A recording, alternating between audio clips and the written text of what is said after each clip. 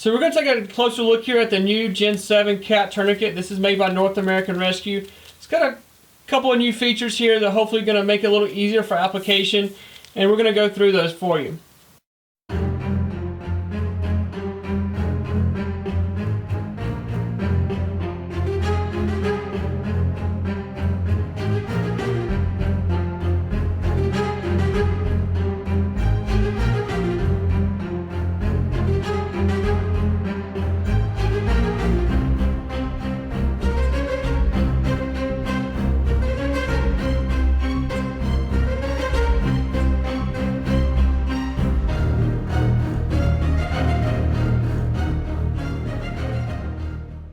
One of the first things I saw with the new Gen 7 is that the single loop here, so this single buckle loop.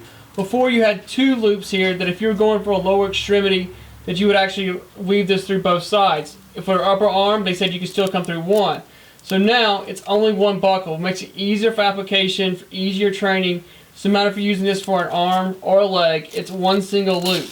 Now to me it also does feel that this is a little bit wider, that it's a lot smoother getting the strap in than the previous generation cat tourniquets.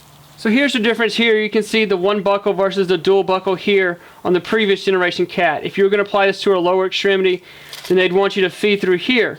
The problem is that sometimes you can't, it has difficulty getting this to slide through, getting this initial wrap around the lower extremity tight enough. Where here, you only have to go through the one loop. So to get that initial loop tight, it's easier if you only have to go through the one buckle. You can get this initial wrap around the extremity a lot tighter, so then you don't have to spin the windlass as much and you get a quicker restriction. So the windlass here is thicker than the previous generations. You also have the raised bevels here on the end to help give you that extra texture for obscure environment, for when your hands are bloody, wet, muddy, that you can get a good grip when you're applying the tourniquet. The next thing you'll see here is the timestamp is actually gray, it's not white anymore. To make it a little more obscure, you're not, shining bright white target there. You can see on the sides here, you've got a lot more built up. This is a lot beefier. And when the windlass locks in place, you've got two good points of contact for it to lock in. On the back side, there's two new features we can look at here. This has more of a bevel than on previous generations.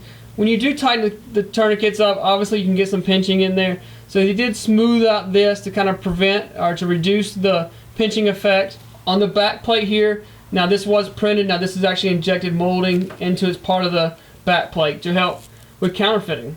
Now you're still going to see a couple different colors come out on the market here. You've got the tactical black version. This is a high visibility one, and then the blue. The blue is going to be used for your trainer. So this is your high visibility. It has the same features we went over with the black one. The only difference is you will see the tab here for time is still in white. So you're not really worried about the visibility if you're using a bright orange tourniquet. But all the same features, all the same upgrades on this tourniquet as the black tactical one there. So when applying the cat tourniquet to the lower extremity, you want to apply it several inches above the wound. You want to get your strap as tight as possible. If you can get more than 3 fingertips up under the strap, it's not tight enough. When applying the initial wrap, you should almost be able to control venous blood flow. We know that we're applying the tourniquet because we have an arterial bleed, which is why we're going to use the windlass to tighten it.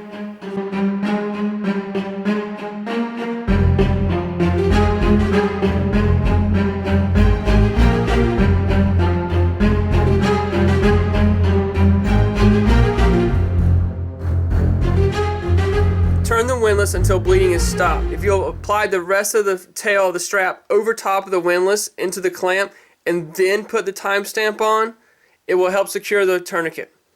So applying the tourniquet to the upper extremity is the same process.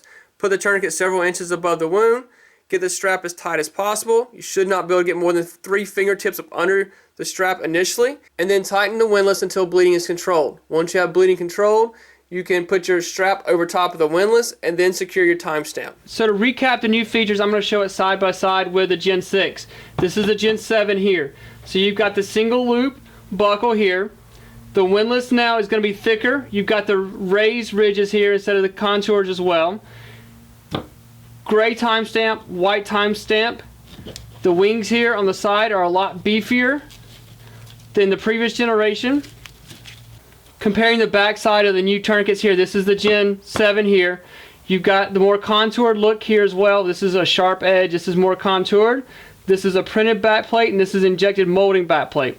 I'll put a link below if you're looking at purchasing the Gen 7 cat tourniquet. That'll take you to my web store. I have everything from boo-boo kits up to trauma kits, even accessories for your medical kit if you've already got a medical kit. Remember, this helps support me and my family. It helps support this YouTube channel. So we appreciate the support from all you guys that have supported us over the years.